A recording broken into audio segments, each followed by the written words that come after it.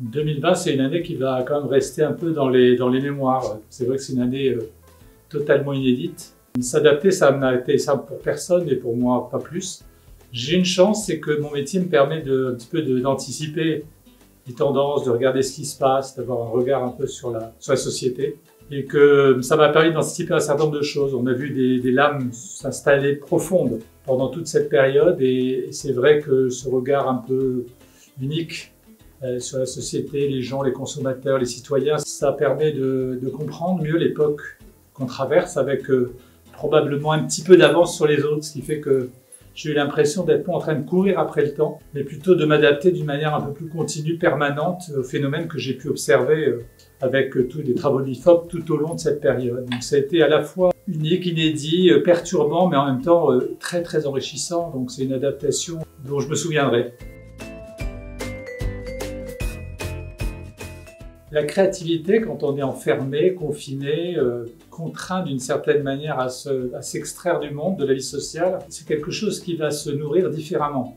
La créativité, telle que je l'ai abordée dans cette période, c'est une créativité beaucoup plus quotidienne, c'est la créativité de tous les jours, il faut se réinventer chaque jour.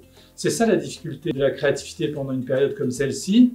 Et puis, c'est aussi l'occasion d'aller explorer en soi des zones de créativité qu'on n'a peut-être même jamais imaginées qu'elles étaient présentes. Et donc on va chercher toujours à développer de nouvelles choses, à réenchanter d'une certaine manière un monde qui s'est fermé, qui s'est cloisonné, qui s'est isolé, où il a fallu laisser la place à finalement la créativité collective, a dû laisser la place à la créativité individuelle.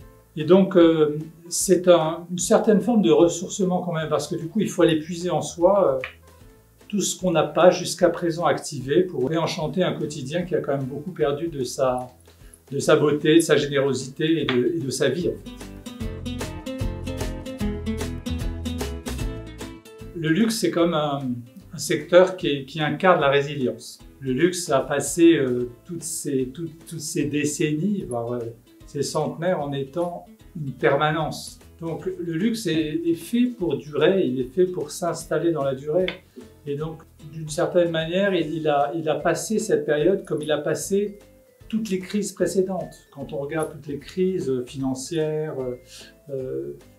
économiques, même sanitaires qu'on a pu vivre précédemment, le luxe a toujours été un secteur qui a résisté très vite, qui a rebondi très vite. Donc je pense que ça, c'est un élément important de la résilience du luxe qui repose d'abord sur les fondamentaux, c'est-à-dire qu'il faut que ce secteur, chaque fois, remettre en avant tous ces fondamentaux, c'est ce qui crée la force de la durée, de la résilience. Et en même temps, il faut qu'il change, parce que cette crise, malgré tout, elle va imposer au luxe de modifier un peu sa façon d'être, sa façon de converser, sa façon de se livrer à ses clients.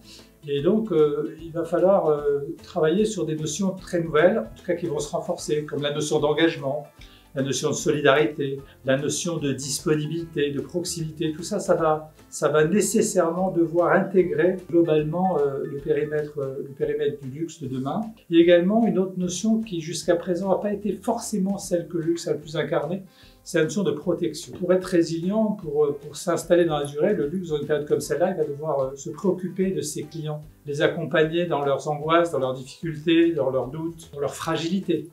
Et donc, il va avoir un rôle clé d'accompagner cette période de fragilisation des consommateurs.